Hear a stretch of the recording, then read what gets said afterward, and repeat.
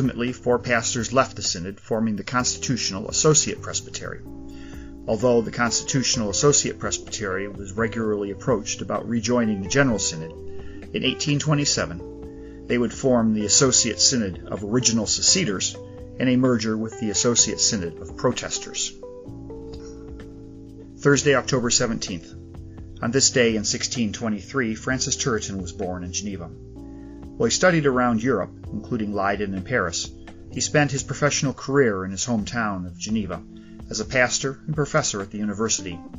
He was a strong defender of the Calvin orthodoxy represented by the Synod of Dort, and a leading author of the Helvetic Consensus. His theological writing has been described as precise. Friday, October 18th. On this day in 1859, James and Clara Hepburn arrived in Japan.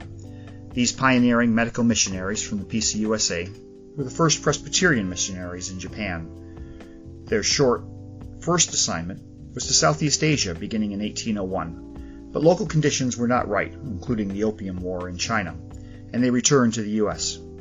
When they returned to East Asia, it was to Japan, where they established a medical clinic and schools and helped translate the Bible into Japanese.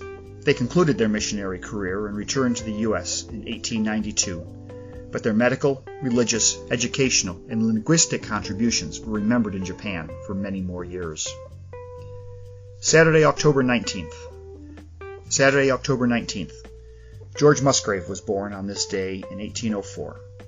He was a noted pastor in Baltimore and later in Philadelphia.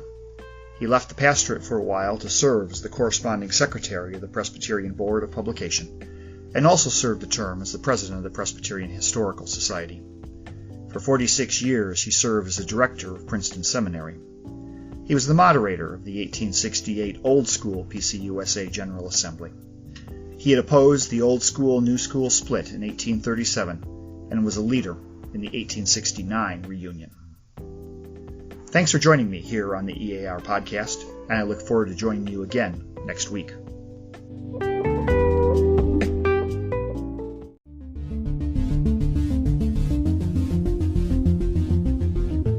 You have reached the end of yet another episode from The Ear. We hope that God's Word remains on the ears of the listeners. We pray that this podcast would urge you to go forth and spread His good news to the world. Thank you for tuning in. Please don't forget to subscribe to our podcast. See you at the next episode. God bless you, and may His glory shine upon you.